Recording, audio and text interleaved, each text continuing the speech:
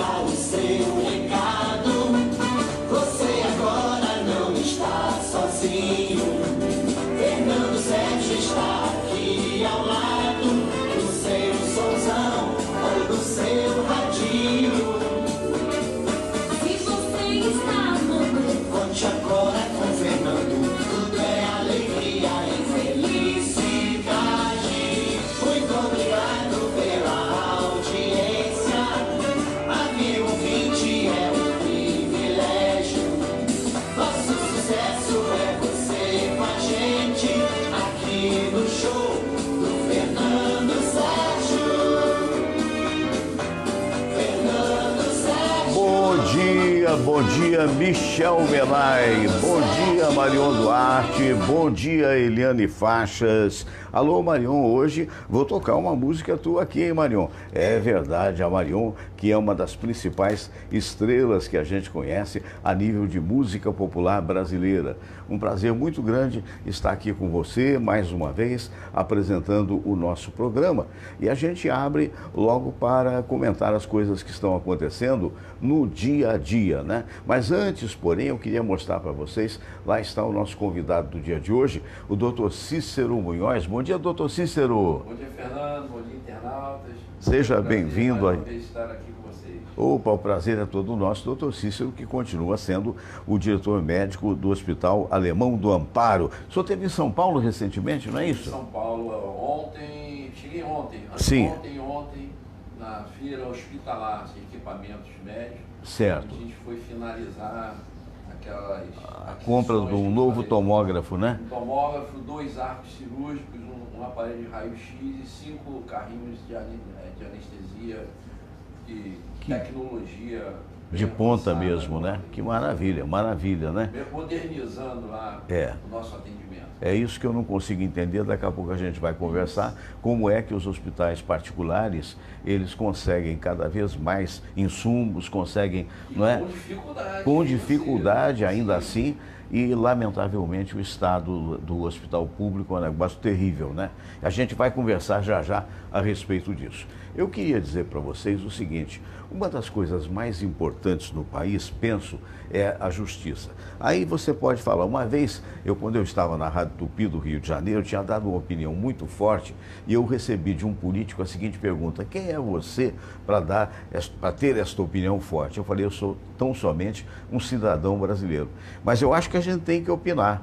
Porque é aquela história, nós não somos dono da verdade. Eu falava isso na abertura do meu programa sempre, que eu não pretendo ser, e nem posso ser, e nem tenho condições para ser o dono da verdade. Mas a minha verdade tem de ser dita para que você possa analisar e ver onde você está certo, onde você está errado. O Brasil aí fora, para quem já viajou e para quem já esteve primeiramente em países do primeiro mundo, é tido e havido como uma terra maravilhosa, uma terra de sol, uma terra de oportunidades que infelizmente não aconteceram por causa da ladroagem. Isto é duramente real. Basta ver o último depoimento do Sr. Sérgio Cabral, que é um negócio escandaloso, dizendo, entre outras coisas, que ele com um sócio, que na realidade era um homem que fazia serviços para o Estado, tem também um terreno que pretendiam construir um prédio de 4 andares, fruto de propina. Tem também um outro prédio, não sei aonde, o cara disse, não, eu não tenho, e não tem talvez como provar, porque é aquela história. O terreno, segundo ele, Cabral, está no nome do outro, que eu não estou pronunciando o nome, que o cara nega tudo. E a gente vai aguardar para ver. Mas você imagina a situação que hoje estão aí, por exemplo, os hospitais do município. Ainda ontem eu tive com o Dr. Silvio Provenzano, que mandou um abraço para todos vocês e disse mais, olha, eu não posso participar do programa de amanhã, que seria hoje, porquanto hoje é aniversário da Fiocruz e hoje ele estará na sede da Fiocruz representando o CREMERGE. O tempo que eu tive conversando, visitando, falando com ele, alô Adilson Furgieri Tatu, obrigado pelo carinho, alô São Manuel em São Paulo. O tempo que eu estive com ele foi o tempo dele mostrar fotos que foram enviadas do Hospital do Andaraí por médicos de lá, que obviamente não há por que a gente divulgar os nomes, mostrando a precariedade da situação. A precariedade esta que fez com que ele fechasse o Hospital Maternidade de Cabo Frio, porque na realidade só ali, num período que ele falou, que eu não me lembro se foi um mês ou um pouco mais, 29 crianças nasceram, infelizmente, sem vida. Então é o tipo da coisa, pela carência, pela falta de condição, por tudo isso. No meio de tudo isso, quem já teve a oportunidade de viajar como eu tive, como Samira teve, como o doutor Munhoz teve, sabe que muitos acreditam ao país, ou por outra, descreditam ao país, se é que eu posso usar esse termo, a impunidade. Infelizmente, eu, como cidadão brasileiro, eu lamento profundamente que os 9 soldados que mataram aquele músico de uma maneira absurda, pensando que fossem bandidos, mas despejaram quase 70 tiros, hoje sabemos não eram 80, foram quase 70, 59, 63, sei lá quanto, matando ele e matando um homem de rua. Aí esses cidadãos, esses soldados foram presos, vão para ser julgados, não foram julgados ainda, mas foram para o Superior Tribunal Militar de Justiça, que tem 5 civis nele, os outros são das demais Forças Armadas, e simplesmente soltaram os homens, sem nenhum tipo de outra punição que não seja aguardar o julgamento. Aí eu vi o meu amigo Fachel, a quem eu sempre mando um abraço, dizer assim, pode parecer injustiça, mas na verdade não foi, porque eles ainda serão julgados e eles não causam perigo à população. Perdoe o riso, não causam perigo? Quando viram um carro, pensaram que era dos marginais, a palavra que eu vou usar aqui é um pouco forte, peço perdão às famílias, encagaçados, mandaram bala para cima do carro. Isso não pode acontecer no meu carro, não pode acontecer no carro da sua família? Então como é que solta? A solta vão poder continuar exercendo as suas funções nas ruas? Eu não estou falando dos bons soldados, eu não estou falando dos militares brasileiros que merecem todo o respeito, a exemplo do meu querido doutor Cícero Munhoz, que foi militar durante muitos anos, médico da aeronáutica e hoje ostenta com mérito o título de tenente-coronel da aeronáutica. Eu não estou falando desses. Agora eu estou falando o seguinte, que os tribunais militares, a exemplo daquela senhora Richthofen, que saiu para comemorar o Dia das Mães e colaborou para a morte das suas mães, infelizmente, ontem o Superior Tribunal Militar repetiu esse tipo de ação. Quer dizer, enquanto se fala tanto nos Estados Unidos, né, o presidente Bolsonaro é tão admirador dos Estados Unidos que chega quase a ser presidente do fã-clube daquele país, com todo o respeito, meu Deus do céu, mas pelo menos que copiemos a justiça deles, porque no caso da justiça deles, a punição efetivamente existe. Essas pessoas, eu acredito que não tenha havido o dolo, por assim dizer, não tenha havido não, houve a intenção de matar os bandidos, eu mato antes que me matem, eu até entendo isso, agora não houve um tiro contrário. Então, esses cidadãos agora vão ficar soltos, né, até vir o julgamento. E a partir daí, me perdoem, eu já fico imaginando qual vai ser a tendência do julgamento. E fico imaginando qual é o sentimento das famílias que perderam 2 pessoas aparentemente de bem. Eu digo aparentemente porque tudo tem que ser aparente nesse país. A outra notícia muito desagradável, eu estava vendo aqui agora há pouco do jornal, minha gente querida, ao longo deste ano, já 7 monumentos de bronze no Rio de Janeiro foram cortados e sumidos. Um deles foi o do Noel Rosa, aqui em Vila Isabel. Muito bem, ontem sumiram simplesmente, há ali na Glória um monumento ao escoteiro. Monumento este que foi doado pelos escoteiros no Chile. Monumento em bronze, só restaram os 2 pezinhos do movimento. Na madrugada, cortaram e levaram. Aí eu fico perguntando, onde é que está o Centro de Observação de Imagem da Prefeitura? Onde é que está a fiscalização dos monumentos nacionais? Quer dizer, eu não sei se chegamos ao fundo do poço ou se tem que descer mais para poder imaginar que tenha mais fundo ou se é que o poço não tem mais fundo. Essa é uma triste realidade. O Fábio Bitton, nosso amigo, dizendo aqui, total despreparo. A justiça no Brasil continua a ser um país sem lei, infelizmente. Sem justiça, sem saúde, sem segurança. Michel Menai, falávamos isso ontem, o problema do Brasil é o brasileiro. Eu acho, sabe qual é o problema, o Michel? O problema é a educação. Porque o povo, ele é dócil, mas ele é manipulável. Ele é muito manipulado porque não tem maldade, infelizmente, e não teve a educação devida. A educação que se diz é aquela educação em que você é capaz de transpor barreiras, em que você é capaz de desenvolver a sua vida com mais valia. Infelizmente, isso não ocorreu no Brasil e aí acaba dando razão à informação que você tem. Eu só aduziria, não é o brasileiro, é o brasileiro que, infelizmente, por motivos diversos e até de miserabilidade, não teve a educação necessária para prover a sua própria vida. Enfim, vamos agora, minha gente, como sempre acontece, vamos à oração, porque hoje nós temos muito assunto para conversar com o nosso querido Dr. Cícero Munhoz, mas como sempre acontece, logo no início do programa, deixa eu postar aqui a nossa câmera, nós vamos agora ao momento da oração. Abraço, Michel Menai, quero te ver aqui recentemente, tá bom? Deixa eu abrir a tela aqui, vamos nós. Vamos todos rezar a prece de Cáritas e depois a oração ecumênica que um dia Jesus nos ensinou. Deus nosso Pai, que sois todo poder e bondade, dai a força àqueles que passam pela provação. Dai a luz àquele que procura a verdade. Põe no coração do homem a compaixão e a caridade. Deus, dai ao viajor a estrela guia, ao aflito a consolação, ao doente o repouso. Pai, dai ao culpado o arrependimento, ao espírito a verdade, à criança o guia, ao órfão o pai. Senhor, que vossa bondade se estenda sobre tudo que criastes. Piedade, Senhor, para aqueles que não vos conhecem. Esperança para aqueles que sofrem. Que a vossa bondade permita aos Espíritos Consoladores derramarem por toda parte a paz, a esperança e a fé. Deus, um raio, uma faísca do vosso amor pode iluminar a terra.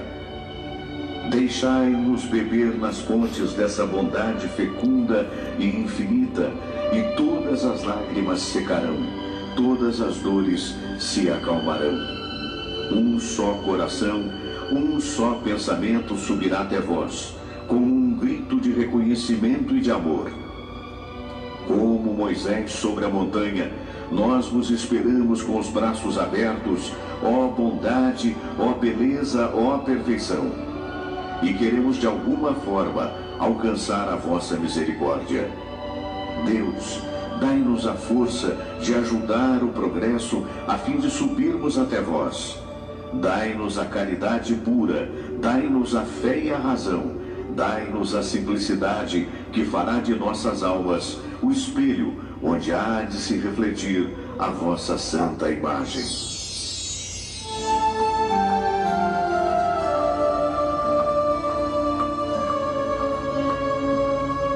Pai nosso que estais nos céus, santificado seja o vosso nome. Venha a nós o vosso reino, seja feita a vossa vontade, assim na terra como no céu. O pão nosso de cada dia nos dai hoje. Perdoai, Senhor, as nossas ofensas, assim como nós perdoamos aqueles que nos ofenderam. E não nos deixeis cair em tentação, mas livrai-nos de todo o mal, porque teu é o poder e tua é a glória, por todo sempre. Amém. Pois é, meus amigos, então tivemos esse momento de oração, né? Um abraço. O Gelcio Cunha sempre me sacaneando, diz aí, o apresentador, é menino ou é menina? Vem cá que eu te mostro, meu bem. Ai, ai. Bom dia, doutor Munhoz, desculpe a brincadeira, é que o nosso querido Gelcio Cunha, ele é muito descontraído, né? Mas é um amigo de longa data, ele já faz esse tipo de brincadeira com o Antônio Carlos. Outro dia dia eu perguntei para ele se é verdade que tinha muito gay na ACM. Ele falou, olha, eu conheço o Antônio Carlos, eu conheço... Já começou com o Antônio Carlos, né? É isso aí, tudo bem. Mas Tudo me bem, conta essa amigo. história, o que o senhor foi fazer em São Paulo? A gente foi lá ao Hospitalar. Deixa eu chegar para cá. Ah, É uma feira que eu conheço desde a primeira edição. Sei. Eu estou falando para você da década de 90, então você vê que já lá se vão quase 30 anos. é, Né? verdade. É uma feira que foi montada originalmente no Rio de Janeiro, Olha só. e as 6 primeiras edições dela foi no Rio Centro. Sei. E você vai vendo como é que o Rio foi se deteriorando, né? É. Uma feira que acabou indo para São Paulo, porque o Rio não tinha mais o apelo que os empresários da área de saúde gostariam. Na verdade, essa feira ela congrega o quê? Indústrias, a maioria indústrias de todas as áreas, de uma seringa de injeção até um aparelho de alta tecnologia. Sei. Então você tem todas as grandes empresas nacionais e internacionais. Então lá você tem empresas dos Estados Unidos, do Japão, da França, da Alemanha, da Índia. Todas Tem um expondo ali. pavilhão que é praticamente só empresas internacionais. E algumas da área de hospitalares, planos de saúde, né, grandes redes hospitalares. Então é uma feira muito grande, já foi até maior. Ela encolheu um pouco nos últimos 5 anos, até por conta da crise que a gente vive, né? Mas é uma feira muito interessante, porque você vai lá, conhece novos produtos, e quando você quer adquirir alguma coisa, como nós fizemos um pacote, né, do tomógrafo, dos arcos cirúrgicos, um aparelho de radiografia, alguns equipamentos de anestesia, lá você consegue fazer esses negócios até com certo desconto. Que bom, né? Pode ir até 20%, que é um valor bastante Foi interessante. onde? Foi no Anhembi, não? É aquele parque, tipo o nosso Rio Centro, Sei. no final ali da Via Dutra. Da Via Dutra. Sei, um parque entendo. realmente muito grande ali. Né? É, né? Frequência boa, lotado? Esse ano estava bem lotado, estava bem maior que o ano passado. Não sei se o pessoal está mais esperançoso. É. Eu achei que estava pelo menos uns 50% mais. 50% a mais. É uma feira que não vão só médicos. É. Médicos, diretores de grandes empresas. Então, Aí é milhares de inevitável chegarmos a essa fala sua, que foi muito importante na abertura do programa, dizendo que apesar das dificuldades, né, os hospitais particulares são muito melhores administrados do que os hospitais públicos, né? E eu queria que alguém da área de saúde, como o amigo, pudesse dizer o porquê que isso está acontecendo. Fernando, eu vejo... Já há muito tempo, né? Já há muito tempo acontece isso, né? Primeiro porque o hospital particular, apesar de todas as dificuldades que são impostas, né? Eu, por exemplo, tenho um pensamento comigo que um hospital, mesmo particular, quando você importa um aparelho, que você Devia ter facilidades, devia né? ter algumas facilidades, algumas diminuições de impostos, Claro. e nada feito. A gente paga tudo que tem que pagar, e às vezes até mais. Então, o hospital particular, ele tem um planejamento na área, não só na gestão administrativa, como na gestão técnica. E isso, à medida do possível, não pode ser interrompida. Eu dei um exemplo para você dos hospitais militares. Por que o hospital militar sempre funciona? Porque vamos dizer, o primeiro mandamento é não desfazer o que foi feito e que funciona.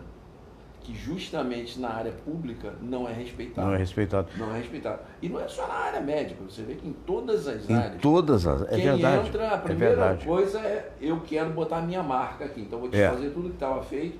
Não interessa se foi bom ou ruim. É Eu verdade. quero botar o que eu faço.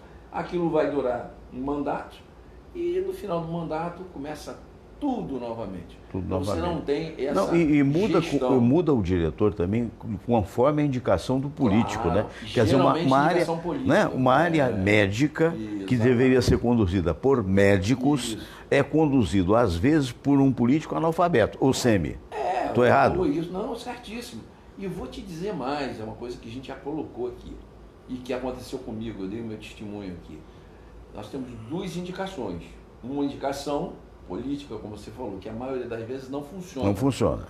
E quando um governo, por exemplo, como esse, que está tentando mudar, todas as dificuldades que ainda mais está tentando mudar, e começa a puxar pela meritocracia, começa a pegar um currículo de uma pessoa que funcionou essa pessoa tem medo de entrar. Não quer entrar. Mas é verdade. Porque ainda Mas é não verdade. acredita. Porque qual é. E Sobra fica para quem? Qual a competência nós que sobra? temos um caso que vamos preservar o nome, por óbvio, de um amigo nosso médico, Sim. que se tornou diretor de um hospital importante e que, de repente, foi sacado da mesma forma que entrou. Eu conheço Ou essa seja, história mesmo. não suja o nome que todos sabem do passado. Mas é terrível. Não, Né? para o médico, eu, por exemplo, se acontecesse isso comigo, eu sairia muito chateado. porque Não, é eu natural. consigo nem começar o meu projeto. O projeto que não há já foi tempo, não há tirado. tempo. A coisa é tão séria. O doutor Henrique Valadão está vendo a gente agora. Bom dia, bom fim de semana, Fernando e convidado, Samira e aos espectadores. Obrigado, doutor Henrique. Doutor Henrique, que é procurador da República, é uma figura muito abraço, importante doutor Henrique. e radialista famoso de Petrópolis. Tem um programa aos sábados na Rádio Imperial de Petrópolis. Mas então, voltando a essa história, porque uma coisa vai desenvolvendo a outra. Você vê esse roubo dos monumentos. A que ponto que nós chegamos? Isso também, a gente até, eu estava lendo sobre isso, até conversando com uma pessoa ligada à área de segurança, ele me disse o seguinte: isso é um resultante da própria violência, do descontrole que a gente tem, é muito difícil. Disse ele que parte desses roubos, porque é aquela história, o roubo de rua, se for combatido a contento, vai para o roubo de banco. Você combate. Então, eles têm. A pessoa que vai para o caminho do mal, ele tem uma inteligência fértil para o mal. Para o mal. Então, se você cobre um lado, hoje, qual é o foco? São monumentos que rendam o quê? Dinheiro. Geralmente esses monumentos são o quê? Bronze. Bronze É um metal valioso. Será que eles vendem assim in natura ou derrete? Eu acho que derrete, né? Com certeza. Derrete e vende. Você não tem a prova na mão? Lembra que roubaram a taça Gilles Rimet? Que foi a primeira taça que o Brasil ganhou da Copa do Mundo. Roubaram, até hoje não apareceu. Não, o que nós temos hoje na CBF é uma réplica. Roubaram um Fusquinha que nós tínhamos há 20 anos atrás, ou 30 anos atrás, até hoje também não apareceu. Hoje a violência está Meu disseminada. Deus do céu, né? Às vezes a pessoa fala assim: poxa, esse Rio não é tão violento, eu vou para o interior. Hoje no interior, o foco de roubo de banco é maior do que na capital. Principalmente as cidadezinhas pequenas, não digo as grandes cidades não, que as cidades de interior de 500 mil, 1 milhão, aí é menos, que tem mais policiamento. Mas a cidade menor, aquela mais simplesinha, tem um índice de violência mínimo, quase nenhuma, mas tem uma agência bancária, essa está em risco. Uma turma lá e faz como eles fazem, ainda faz o povo de refém, né? Agora, no cerne de tudo isso está a roubalheira, né? Principalmente de políticos que estiveram no governo, a exemplo do Cabral, confesso. Roubalheira essa, que a gente só tomou uma consciência forte, eu diria para você no máximo uns 5 anos. Até verdade. 5 anos atrás, mas é verdade. Nós éramos iludidos. É verdade. Um terço da população ainda. Acreditava no... Um terço de uma população de 200 milhões de habitantes. São quantos países da Europa? Verdade. Acreditam ainda nessas pessoas que roubaram a gente. Eu converso com muita gente culta, veja bem, culta, que acredita que o Lula é injustiçado. Que o Zé Dirceu foi pego numa armadilha, que isso foi para destruir. Mas será que tem alguém que ainda acredita no Cabral, não? Porque aí é o fim do mundo. Cabral eu não tenho visto, não. Porque Cabral, aí é óbvio demais, né? O Cabral também, se tem alguma coisa positiva, ele pelo menos agora ele abriu a boca. Coisa que o Lula não fez. Que o Zé Dirceu não fez, e que essa turma toda aí que ficou décadas não fez. E eu vi eu fui no Facebook que eu vi, que dá muita tristeza num país que vê que um nordestino, pobre, operário, não fez nada pelo Nordeste e ainda atrapalhou a vida do Brasil inteiro. É muito triste a gente E ver que uma coisa poderia dessa. ter feito, né? Poderia Porque ter o sido. discurso era muito bonito, o discurso inicial, né? Puxa, né? O primeiro governo, que foi a reboque do crescimento mundial, Isso. mas Veio na onda. veio na onda e tal, mas aquilo, eu conheço pessoas hoje que votaram que votaram no Bolsonaro, por exemplo, por revolta realmente, e que naquela primeira época votaram no Lula. Muita gente. Né? Muita gente. E que foram mudando à medida em que se descobria o escândalo da Petrobras, né? E que se descobria tudo o que aconteceu, essa coisa malfadada de colocar apartamento em nome de terceiros, sítio em nome de terceiros. Eu tenho um amigo querido em São Luís do Maranhão, que Deus sempre o proteja, não deixa de ser querido por isso, que até bem pouco tempo era Lula ferrenho. Eu não estou com isso fazendo discurso de esquerda, de direita ou centro, nem de PT, não PT e tal. Mas meu Deus do céu. O Lula, eu confesso por mim, eu nunca votei no Lula. Sei. Mas na primeira eleição... A gente admirou. Depois de ele poxa, perder 4 né? vezes que ele conseguiu se eleger, eu já comecei a acreditar nele. No primeiro governo, eu achei que a linha de conduta dele era aquela mesmo. Se ele aproveita aquilo e não começa a se cercar de bandidos, hoje, infelizmente. Ele, como você falou, ele seria uma figura emblemática, seria um dos grandes figuras do Brasil. Exatamente. Da história do Brasil. Da história do Brasil. Então, realmente, foi uma pena ele perder essa E eu acho que ele se perdeu mais ainda quando ele indicou, hoje sabemos, naquela época não sabíamos, quando ele indicou a Dilma como sucessora. Porque está na cara que, infelizmente, opção, intelectualmente, ela tinha limitações. Né? Não, continua. Ela tem limitações. Né? Então, o que você deduz disso? Pelo contrário, o Lula é extremamente inteligente. Ele não é culto, mas ele é extremamente inteligente, extremamente político. Mas mostrou uma fraqueza de dizer, vou botar uma pessoa inferior a mim que eu posso dominar. Resultado, não só ele não dominou, como ela acabou de prejudicar tudo. Eu acho que a história do Lula, ela teve 2 episódios, a gente sempre na vida tem isso. Por pior que as coisas sejam, tem uma saída que você pode ter, que eu digo sempre que algo lá de cima traz pra gente e fala, aproveita essa chance. O Lula teve 2 vezes. A maioria das pessoas tem uma chance. Ele teve 2, na minha opinião. A primeira chance dele, que ele teve, foi no Mensalão. Mas aí ele teria que ter sido, a gente acreditar que ele era honesto e ele mesmo ser honesto. Naquele momento, eu acho que foi um divisor de água. Se ele fala, olha, eu realmente estou reconhecendo, foram pessoas do PT e nesse momento, até como fundador do PT, que eu me encontro extremamente decepcionado e eu estou fora do PT. Eu saio do PT agora e vou tocar, não sei o que eu vou fazer. Projeto. O projeto que o PT tinha com o meu aval foi perdido nesse momento. Eu acho que essa era a hora dele. Você sabe que eu comecei Perdeu essa chance. Eu comecei a desconfiar do PT, embora eu nunca tenha sido petista, e no primeiro governo eu votei no Lula. No primeiro governo, acho que Samira também, não? No segundo turno você votou. Pois é. E eu acho que o primeiro turno eu votei no Brizola. E o segundo turno, eu sou reincidente no caso do Brizola. Muito bem. Então, o que acontece? Eu naquela época, naquele período que o Itamar era prefeito, eu estava em Angra, dirigindo a Rádio Angra.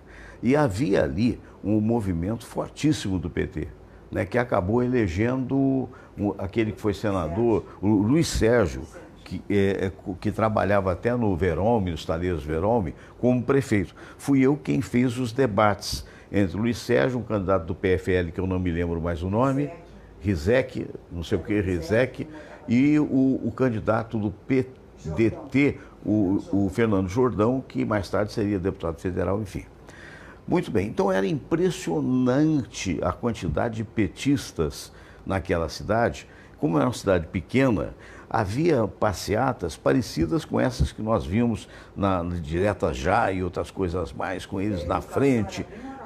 E a educação era fantástica na época, porque o prefeito de então era o Nagai, foi um bom prefeito, embora petista. Hein? Neiróbis Nagai, justamente. A quem a gente manda um abraço para Denise Nagai, a sobrinha dele, que morou no Japão, é nossa amiguinha até hoje lá de Angra dos Reis. Muito bem, como eu comecei a desconfiar? Quando eles começaram a desconstruir a imagem do nosso presidente, do Itamar Franco, com a coisa mais chula que pode fazer. Dizendo que era gay, que gostava de menininho, só porque ele era solteiro. Eu que o conhecia sabia que nada contra quem é gay, o problema é de quem é, correto? Agora eu sabia que não era, então não é justo, né? Imagina, eu não gosto do amigo, então eu saio, não, aquilo ali, ele, que isso? Ali eu comecei a desconfiar. Pior, eu acho que... Ali nunca mais votei. É até uma ofensa, porque ele está colocando que fazer uma acusação dessa ao Itamar estava desmerecendo, como ser gay fosse alguma coisa desmerecedora. E não você pode até ser. Então você vê como é que as pessoas caminham por uma trilha totalmente... Uma trilha baixa, né? errada. Porque a vida pessoal de cada um é a vida pessoal de cada um. Quando muito você pode comentar numa roda de cafezinho, mas nunca com o intuito de prejudicar a pessoa. Acho que isso aí, brincadeira é válida, como era antigamente, antes do politicamente correto. Agora eu queria saber a sua opinião, do Michel Menai. O partido acabou, o PT. Saudações. Está aí o Michel dizendo. O Michel, há pouco, ele mandou, ontem nós estávamos lá na Justiça Trabalhista, fomos depor em favor da Paula Ranieri, que esteve aqui e tal, está com a sua causa contra a Tupi, já deixou a Rádio Tupi há 2 anos, não recebeu até hoje, aliás, como mais de 132 pessoas, inclusive eu. Até hoje a Justiça do Trabalho não funcionou. Grande amigo, Coelho Lima também, né? Um abraço para o Coelho Lima. Até hoje a Justiça do Trabalho é um negócio louco. Quando eu saí ontem, um abraço para o Alexandre Vale, que é o advogado, nosso amigo, o Alexandre, eu falei, Alexandre, ela tem 6 meses para prolatar a sentença, né? Ele falou, não, Fernando, tecnicamente ela deveria ter 1 mês, mas no Brasil é assim, demoram 6. Então, você vê, que justiça de trabalho é essa que dizem que protege o trabalhador, né? É um negócio louco. Fernando, uma coisa que eu não consigo entender nesse país. Eu estava até comentando isso com a minha esposa, a gente estava jantando, estava falando. Estão agora ocupados no STF, né? Isso, no STF, para, como é que chama? Colocar homofobia como crime. Crime. Eu não sou contra nada que venha a favor do povo. Acho uma perda de tempo. Eu acho que o crime contra o homossexual, contra o heterossexual... É um crime de qualquer jeito, né? Ela só é segmentada no Brasil, que tem uma lei. Tem uma lei para tudo, que não é cumprida na maioria das vezes. Quanto mais você complicar a lei, pior. Você vai para os Estados Unidos, não tem nada dessas bobagens. Você descumpriu a lei, você vai pagar caro. É assim que tem que ser. Os Estados Unidos têm justiça do trabalho? Não tem. Justiça é justiça. Se essa injustiça foi cometida contra um trabalhador, quem cometeu, foi o patrão. Ele vai pagar pela lei. Mas vai pagar mesmo. E lá nos Estados Unidos não tem nada... mas isso é para proteger o empregado. Bobagem, não é para proteger empregado nenhum. Isso aí é para dar uma série de privilégios a sindicatos, uma opção de vagabundo que ganha dinheiro sem trabalhar e complicar a lei. É verdade, é verdade. Então, você sabe... pergunta a 10 brasileiros se querem trabalhar sem justiça do trabalho nos Estados Unidos e na Europa. Os 10 vão querer. Pergunta se tem 10 europeus ou 10 americanos que querem vir ser protegidos pela lei brasileira. Os 10 vão falar, não quero, não, prefiro ficar aqui mesmo. Agora, esse é o Brasil. Eu queria que você comentasse a frase ontem que eu ouvi do Michel Menai. Michel, que é o presidente da Mídia de Verdade, um site muito importante, jornalista, e ele dizia, o problema do Brasil é o brasileiro. Eu complementei agora, é o brasileiro que não teve educação. Sim, claro, você concorda? Concordo, não é o brasileiro em si, aquele que não teve acesso à educação, não tem uma qualificação, não tem uma profissão e cai na marginalidade. Fernando, esse é o trabalho de políticos que fazem exatamente o que... Não vamos falar do PT, vamos falar dos partidos. Os partidos vamos botar todo para não falar que a gente está contra um determinado partido. Esses que estão aí, que são do bloco, Sim. PT, PSOL, não sei o quê, PCdoB. Ou seja, o pessoal que é rotulado como esquerda. Eu não gosto muito desse negócio de esquerda, direita, centro, extrema. Mas vamos lá, vamos colocar. Esse povo, não é no Brasil não, no mundo inteiro ele trabalha assim. Como? Ele trabalha primeiro minando o que na frente ele vai ter condição de dominar, que é o quê? A educação. Se você não dá a educação... Você manipula. Você manipula da maneira que quiser. Porque a primeira coisa que você faz é uma política de dar o peixe e não ensinar a pescar. Primeira coisa.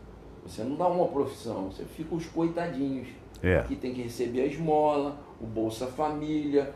O que é o Bolsa Família? O Bolsa Família foi inventada pelo PT.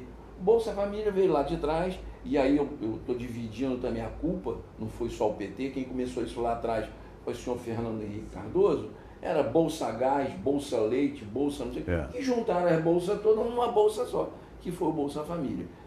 Essas políticas, eu não sou contra a política de ajudar quem precisa, ponto. Mas ajude quem precisa e dê a ele a condição de crescimento, ajuda né? seja temporária. A partir de um determinado tempo, você vai andar com as suas pernas. Claro. É justamente isso que eles não querem. Todos os regimes aí, né, ditatoriais, né, e muitos deles que não tem nada a ver com militar. Quando a gente fala em ditadura no Brasil, todo mundo se remete aos militares. Não, ela pode ser ou não. Não tem nada a ver. O militar veio na época lá de 64, pelo contrário, para tentar livrar a gente do que está tendo hoje. Porque se o militar não entra em 64, isso que nós temos hoje, quer dizer, que tivemos até dezembro do ano passado, estaria vindo desde 64.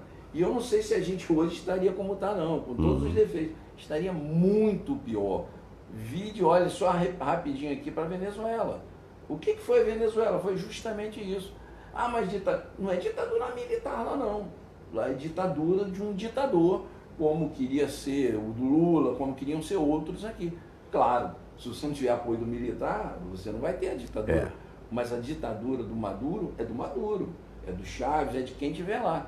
Dos políticos que apoiam... Volta a situação da falta de informação, né? Que falta leva de você a educação imaginar em básica. ídolos. Essa é a minha preocupação, de não se olhar quem quer que esteja a nível de comando, de presidência, por exemplo, que é o caso hoje do Bolsonaro. Isso. Não imaginar que o Bolsonaro seja o Capitão América, porque Não não é. vai fazer milagre, ele é uma pessoa que precisa se cercar até daqueles que estão à volta, não é? Precisa ter a humildade necessária para ouvir aqueles que estão à volta, porque graças a Deus caiu aquela pretensão do fuzil nas casas de família. Sim, que aquilo ali era um absurdo. Tinha que retroceder. Né? Tinha que retroceder. Então tem muita gente, tanto de um lado quanto do outro, você não pode achar que o Lula, por exemplo, é o super-homem.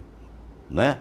E nem que o Bolsonaro é o Capitão América. Claro. Eu acho que um país cresce com todos os outros. Negócio de herói, porque sabe por que me ocorreu isso? Porque o Fábio Bito acabou de dizer que não acredita em político e disse que acha que são funcionários públicos muito bem remunerados que não são heróis. Claro que não são heróis. Não são. Não é? A gente vai voltar, eu quero falar do município com um amigo, mas eu vou pedir, Samira, dá uma chegadinha ali na nossa outra tela, porque eu prometi tocar uma música muito bonita com a Marion Duarte, já está ali quase que no ponto, para depois a gente entrar na situação do provável impeachment do Crivella, né? Está rolando na Câmara Municipal. Ontem a vereadora Rosa Fernandes fez uma coisa no plenário que impactou as pessoas, realmente impactou. E aí, depois eu quero dizer exatamente o que ela fez. Está no ponto aí, Samir? Está no ponto, está chegando. Realmente levou uma mala, depois você vai saber cheia de quê. Eu vou pedir para a Samira colocar aí a nossa Marion Duarte e o conjunto Cartola de Noel, do meu amigo Fernando Fontes, para fazer uma suavidade aí na programação de hoje. Para suavizar um pouquinho, para mostrar que o Brasil tem arte. Vamos, sonho meu, Marion Duarte. Atenção, vai chegar. Tá sem som? Não, né? Não. Ok, vamos lá. É que Ei, Teatro Municipal de Niterói, isso aconteceu em 3 de agosto de 2016. Agora vai.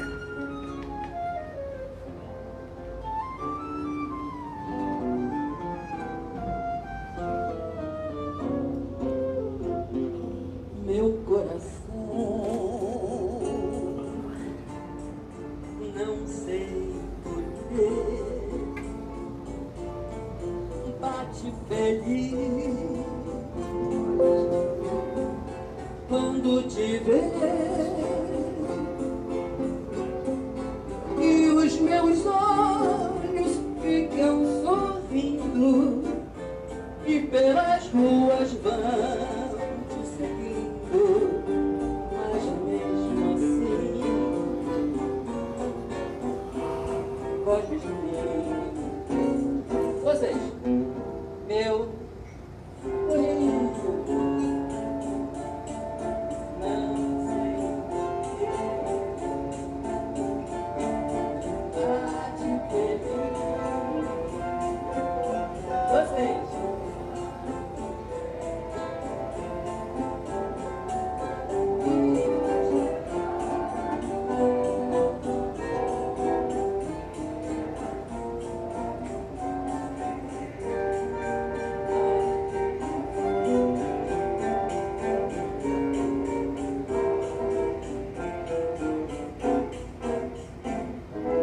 Ah, se tu soubesses como eu sou bancador, eu muito, muito te quero. E como é sincero, meu amor, eu sei que tu não fugirias mais de mim. Vem, vem, vem, vem, vem sentir o calor dos lábios meus,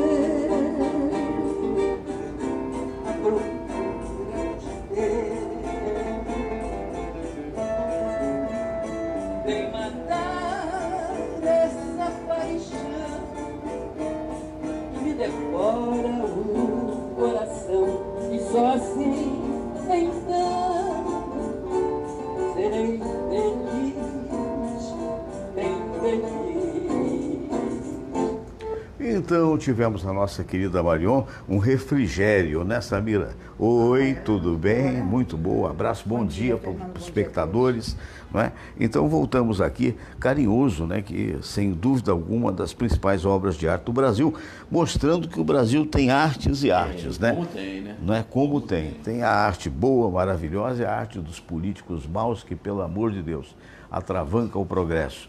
Mas, meu amigo, então, cena de ontem, que vai ser repetida várias vezes na televisão hoje, a vereadora Rosa Fernandes entrou com uma mala desse tamanho, né, mostrando que o governo do município teria renovado, digamos assim, um contrato milionário com uma empresa que abriu a mala, 22 mil multas.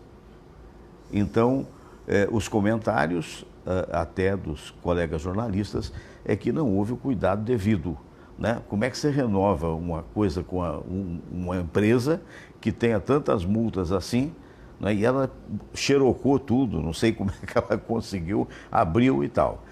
E a verdade é o seguinte, estão buscando até agora a digital do prefeito, não encontraram ainda, né?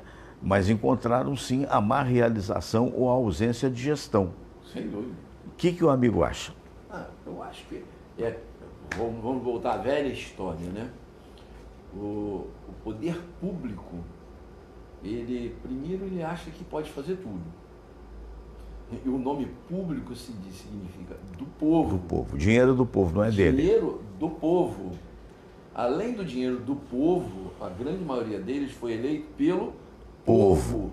Ou seja, povo é a palavra central. Certo. Então, tudo que você faz na sua gestão pública, primeira coisa fundamental, tem que atender ao povo. Teria que ser em benefício do povo. Deveria ser em benefício do povo. Como se usa o gerúndio no Brasil, né? Com a clareza e a honestidade que o povo merece.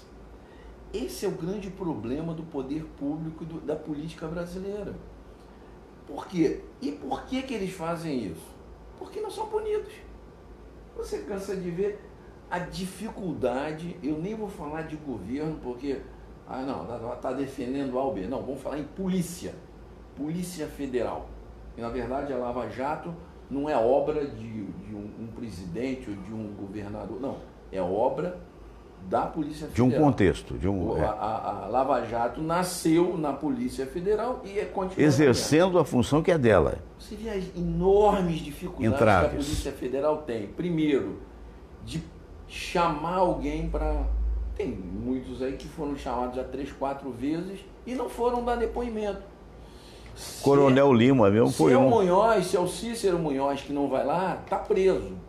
Mas não pode, porque o coronel foi amigo do presidente, é amigo do governador. Então, essa dificuldade que a própria Polícia Federal fica limitada é o retrato do que a gente vê, que você acabou de relatar. Faz-se o que quer, da maneira que quer, contrata da mesma maneira, do jeito que ele acha melhor, do jeito que ele acha que traz vantagens para ele. E depois, isso num grau extremo, chega a quem? A Sérgio Cabral, ao Corte, que hoje com os dois são os...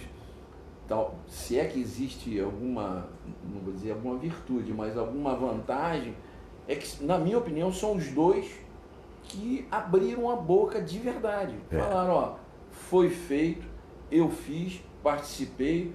Claro, aí tem que dedurar mesmo, porque também ele não fez sozinho. E nem teria como fazer sozinho. Fulano, ciclano, e ontem ele já dedurou mais uma meia dúzia. Foi. Coisa que os outros continuam dizendo que são travados. Não somos, não fizemos. É verdade. Então, no momento que a justiça puder trabalhar, puder tirar de circulação, essa história de dizer não oferece perigo à sociedade, como não? Não é? Sérgio Cabral, você concorda que os 9 soldados não deveriam ter sido soltos? Claro que não. É absurdo, obviamente que não. Quer dizer, agora como é que uma pessoa chega... Não é mesmo? Como é que uma pessoa... Meu Deus do céu, mas pelo amor de Deus. Se tivesse intenção de não matar. pode acontecer de novo? Quer dizer, eu acho que é medo mesmo. É humano, mas é errado, Mas tem que ter um mínimo de cuidado, né, Fernando? Porque isso comunica mal, concorda comigo? Comunica mal. Quer dizer, no momento... Decisões difíceis, todas as profissões têm. Eu te falo isso todos com muita têm. experiência. Eu imagino. A minha profissão tem a de vocês é de salvar a vida e deixar morrer, né? Mas você tem que ter um mínimo de bom senso. Eu digo sempre isso também, na minha profissão principalmente. Eu prefiro aquele cara que tem um conhecimento científico, não diria limitado, mas razoável, e um bom senso enorme do que o contrário. Que tem um grande... Cara que tem um conhecimento... Eu tive colegas assim, inclusive uma anestesista, que tinha um conhecimento científico enorme, conhecia todos os trabalhos científicos. Agora, o bom senso dele era quase zero. Então, eu não gosto de trabalhar policial que tem conhecimento alto e bom senso pequeno, tira de circulação. Você sabe que ontem... Ele é um perigo em potencial. Esse é o problema. E você vê quando o médico é uma das profissões mais... Perdão. Dá um cafezinho para mim, Samir, mais importantes que existem. Caiu um pigarro aqui, coisa de locutor, com o contraste, né, da temperatura. Então, ontem eu passei, porque é muito importante o agradecimento. O cara, quando eu quebrei a perna, né, você viu, acompanhou toda a situação, quebrei há 6, 7 meses atrás, 8 meses, né, no patinho, para quem não está vendo agora, e fui operado e tal. Então, outro dia eu estava correndo em torno do Maracanã. Então, ontem eu passei um e-mail para o Felipe, o médico que me operou, né? Marcelo Felipe Monteiro. Disse, olha, eterna gratidão, né? Estou correndo. Quer dizer, você vê que profissão, que coisa boa, que coisa extraordinária que é, quando bem conduzida. E você, muitas vezes, eterna gratidão por ele, que numa época, 6 anos atrás, quando eu tive um infarto, orquestrou praticamente a colocação de stents, que até hoje funcionam no meu corpo, ao Dr. Silvio Provenzano. São pessoas extraordinárias, quer dizer, nós temos, não é aí, Michel, que eu quero aduzir. A Olenka Fatioli está vendo a gente, um beijo, Olenka, obrigado pelo carinho. Você vê, se nós temos brasileiros dessa estirpe, e temos inclusive na comunicação, temos no professorado, temos até entre os estudantes, a gente não pode acreditar que o resultado do Brasil seja do brasileiro. Eu acho que é do mal educado. Sem dúvida. Quer ver? Você falou em educação. Você quer café ou não? Não. Perdão. Má educação. Vamos lá. Quando você contamina, aí vem o bom senso também, quando você contamina a política com as boas práticas realmente que vão dar resultado para o povo, você começa a atrapalhar tudo que se faz ou que se pretende fazer no futuro. Eu sempre digo isso aqui, a internet é internet, quando eu falo internet eu falo Facebook, Instagram, Twitter, né? Que deveriam ser só para ajudar, hoje tem os fake news aí, Tem, infelizmente. só tumultuam e atrapalham. Eu vou falar numa decisão desse governo aí em relação à educação, que é combatido, já teve manifestação, porque cortou 2 bilhões da educação. Primeiro, corte não é a palavra. Não é a palavra. Né? Corte é você tem direito a 10, eu tiro 5, pronto, eu cortei, tirei 5 do seu bolso. Outra coisa é, você tem 10, direito a 10, para gastar do jeito que quiser. Aí eu pego 2, esses 2, eu vou falar para você, Fernando, você não pode mais gastar daquele jeito que estava. Eu vou ter que pegar esses 2 e investir nesse setor aqui, que é o que foi feito. O que se fez? O que o governo fez? Tem que economizar? Tem. Nós estamos numa situação extremamente difícil. Muito difícil. Haja visto o problema da Previdência, que tem que ser resolvido. Tem que ser resolvido. Tem que ser resolvido. Tirou-se isso aí. Esse dinheiro que foi tirado, ele corresponde a menos de 10% do que foi retirado no governo Dilma Lula. E ninguém falou nada. Na época todo mundo achou que tinha que ser assim mesmo. Outro detalhe que o povo, influenciado por uma série de situações, não sabe. Você sabe e não acredita. Esse contingenciamento pequeno, na verdade, ele não foi tirado para usar em mordomia, ele foi tirado para investir, e aí eu acho que é o certo da história, investir na base. Hoje nós estamos formando universitários ignorantes. Quando eu falo ignorante, estou querendo ofender, não. Ignorante são várias faculdades aí que... os conceitos e as coisas que ele teria que ter. Estamos formando maus profissionais horríveis e, consequentemente, péssimos profissionais. Por quê? Qual motivo? Primeiro, por falta de estrutura mesmo. Investimento errado.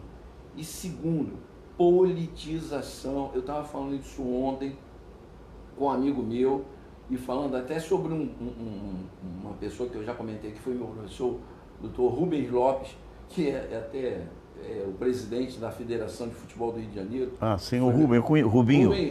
Conheço ele. E gente boa. A gente estava comentando o seguinte ontem.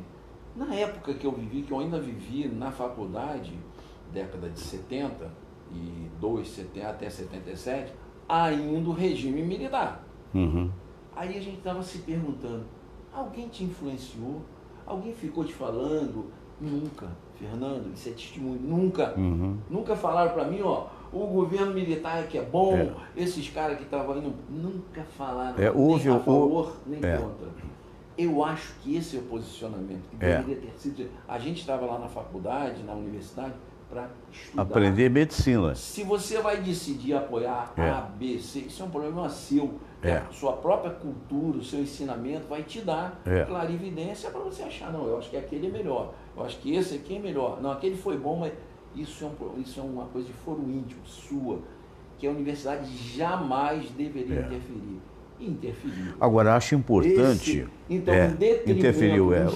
Houve a chamado aparelhamento educacional, que se chama, com objetivos outros, que era de dominar poder, essa coisa toda e tal. E alguns entraram ingenuamente, diga-se de passagem. Uma coisa importante que eu acho foi a atitude do presidente Bolsonaro com relação aos seus ministros, dizer, olha, eu não vou participar da manifestação de domingo e não quero que os ministros participem. E deu uma recomendação, principalmente a você que é favorável ao governo, que evite-se o confronto de ideias com a Câmara e o Senado. Sabe por quê? Porque se faz necessário, de uma forma ou de outra, ou seja, com o formato do governo ou com os acréscimos dos demais, que se faça a reforma da Previdência. Fundamental. É de fundamental importância para a sobrevivência do Estado como um todo. E nesse momento isso é uma coisa muito tênue, né? Uma manifestação como a que vai ocorrer no domingo, que visa dar o apoio ao governo atual, e em detrimento àquela que foi feita, que criticava os eventuais cortes, entre aspas, como você falou, do contingenciamento é a palavra, né, que criticava, mas não pode ter esse viés de atacar aqueles com que o governo negocia e depende para ver aprovada a Previdência. Perfeito. Para você ter ideia, como esse é o caminho que eu acho que é o correto dele mesmo, né? Já que a gente está falando em contingenciamento, 40% do orçamento das Forças Armadas foram contingenciados. Não foi só aquele pedacinho como foi da educação. E esse é o caminho. Evitar confronto hoje é fundamental. Porque qual é o foco hoje? Previdência. E uma coisa que eu achei bem interessante, eu vi até no aeroporto ontem, já está, eles fizeram uma campanha agora de você perguntar e saber, saiba a verdade sobre a Previdência. Sabe por que essa dificuldade está havendo? Ninguém está pensando no povo, não. Aquele povo que está lá está pensando neles. É verdade. Porque infelizmente. O corte em cima do povo em geral é praticamente nenhum. O grande corte vai ser em cima de quê? Dos grandes salários. E eles lá, que se aposentavam com 30, 40 mil, vai cair para 5, que é o teto da Previdência. Você acha que eles vão votar a favor do povo e contra eles? Então, eles colocam uma situação de que o povo vai perder. Mentira. Você acha que isso é uma cortina de fumaça para defender os próprios interesses. Essa é a verdade. Isso é uma triste realidade. Doutor Munhoz, chegamos ao final do programa. Que pena, né? Rápido, mas foi importante, mais uma vez, a sua presença aqui. Eu quero agradecer, né? E sexta-feira que vem estaremos juntos, né? Sempre. E me diga lá. Quando eu estiver no Rio de Janeiro... Para mim será uma honra. E de vez em quando vai mandar um flashzinho da Austrália, que eu sei que um amigo vai visitar a Isabelle. Uma boa ideia. Lá não é? Uma boa ideia. Quando eu pretendo Pode mandar pelo Face e a gente coloca aqui em outubro, até para contar a história. Nós estaremos fora do dia 15 de outubro ao dia 27 de outubro. Dia 27 de outubro. Então, nesse período, vão ter 2 sexta-feiras, se não me engano. Então, ficamos aguardando o flash do nosso repórter especial direto da Austrália. Programa Fernando Sérgio Internacional. Já é internacional, né? Quantos estão presentes no mundo? Graças a Deus, né? Um abraço, foi bem lembrado. Fernando, né? Aliás, é isso mesmo. A gente está falando, a gente não imagina, você às vezes fala isso, você não imagina como é que o programa vai longe. O que eu recebo de pedido de amizade. Que bom, né? De vários países. Vários países. Eu falo, a minha mãe, como é que eu... Minha filha, só tem uma via. É claro que através do programa. Aparece gente de todo mundo. Todo mundo, Já apareceu até do Irã. Que é uma soldado norte-americana que serve em Cabul, né? E que escreveu para mim querendo relacionamento. Eu agradeci, falei, olha, eu sou um senhor, já tudo resolvido, a Mary Smith, e é verdade. Então, um abraço. Fiquei honrado, né? Mas eu acho que tem gente mais nova, eu tenho a Samira aqui do meu lado, e tem gente mais nova, bem mais interessante. Mas é bacana. Mas a gente fica feliz, né?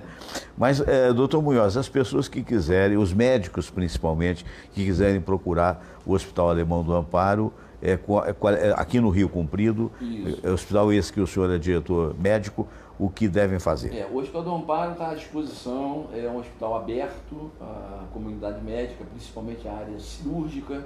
Futuramente será também implantados ambulatórios lá. Então os médicos, eu estou sempre em contato com médicos que pretendem operar lá um hospital aberto. Temos 9 salas cirúrgicas, um movimento cirúrgico bastante interessante.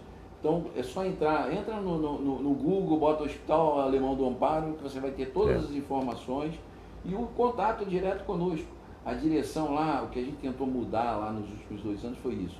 Uma direção completamente aberta, não só aos médicos, os pacientes. Eu fico feliz de receber gente lá na minha sala, parentes dos pacientes. Ontem tive um telefonema dizendo que uma pessoa vai operar lá, se eu podia. Não, vai ser muito bem tratado, mas eu vou olhar a sua esposa de um bucomaxilo. Olha Então só. ele me pediu para dar uma olhada. Hoje Eu queria uma opinião sua. Antônio Carlos, até o Xará, nosso Antônio Carlos. Deus permita que a bateria dê. Essa é de mais longa duração. Mas eu não poderia deixar de tocar no assunto. Depois eu até falo quem é. Nós tivemos e temos uma amiga querida, jornalista, que teve uma dissecção da aorta. Da aorta. Que é um quadro E foi bem grave. E foi operada, aparentemente tudo bem. Hoje está entubada. Exatamente isso que é e qual é a possibilidade de sucesso, né? De risco até. Não, a dissecção da aorta é um vaso arterial. Os vasos arteriais são compostos basicamente de 3 camadas. Uma camada interna, que a gente chama de endotélio, uma camada intermediária, que é a muscular, e uma camada externa, que é a adventícia. Quando as placas de ateroma, que são justamente as placas que vão promover futuramente uma obstrução das coronárias, de vasos do pescoço, ou seja, a aterosclerose, quando ela se instala em determinados pontos, elas podem ulcerar, elas podem deteriorar, e por ali, pela força, né, de passagem do sangue, da pressão do sangue, ela descola essas paredes. Então a parede, por isso que chama de dissecção, é como se as paredes fossem separadas. Quando você separa 3 paredes, o que você faz? Você deixa a parede mais vulnerável e pode romper. E aí a hemorragia. Você pega uma parede que é protegida por 3 coisas e separa essas 3, é o perigo de rompimento. Primeiro é a dissecção e depois é o rompimento. O que se faz nesses casos? Nesses casos você tem que substituir aquela parte da parede por uma prótese. Tipo stent? Tipo um stent hoje, onde essa prótese ela vai proteger e vai evitar que essa parede se rompa. Sei. Se romper, o perigo de morte é 90%. 90%. Às vezes não dá tempo. Uma aorta, por exemplo, que é a maior artéria, né, a artéria que sai diretamente do coração, rompeu, e em menos de 30 segundos você não tem possibilidade. Não tem o que fazer, né? Agora, a recuperação disso, se bem sucedido, demora aí. Hoje, as cirurgias são muito bem sucedidas, as próteses são de altíssima qualidade e durabilidade uma vez só, não tem que pensar, mas isso aí vai durar a vida inteira, tranquilamente. Então, se ela for operada realmente antes do ponto de me parece que sim, me parece que sim. A informação que a gente tem é de terceiros, porque o hospital não dá esse tipo de informação. A possibilidade dela de recuperação é enorme, ela tem todas as condições de recuperação. Que bom. Sem dúvida. Mais uma vez, está vendo? Ainda aprendemos um pouquinho mais. Você que está nos ouvindo, muito obrigado mais uma vez. Lembrando que um bom fim de semana a todos, né? Nós temos aí na segunda-feira, nós teremos um programa muito interessante também. E já que o doutor Munhoz lembrou das pessoas aí de fora, eu quero mandar um abraço para o Tony Ramos, que recentemente manifestou, mas não é o Tony Ramos, não é o mesmo ator, não. Não é da novela. Não é da novela, não. É o Anthony Ramos, que mora em Miami, que passou um recado para a gente, muito legal. Um abraço para o meu professor Jorge Trigo, em Portugal, e todos os amigos que eventualmente estejam... O Haroldo Barros, que tem o programa dele, da Harold Television. Quando eu posso, eu estou sempre lá. Haroldão. Foi bom, eu preciso trazê-lo aqui para cantar um pouquinho para a gente. Ele vai lançar agora o novo CD, né? Que maravilha. Meu vizinho de Jacarepaguá. Que maravilha. Gente, um abraço grande, fiquem com Deus. Eu vou até ali para que tenha o som nesse finalzinho das letrinhas. Namastê, fiquem com Deus, tudo de bom e até segunda. Até segunda, ouviu um errinho aí? Vamos nós, é isso.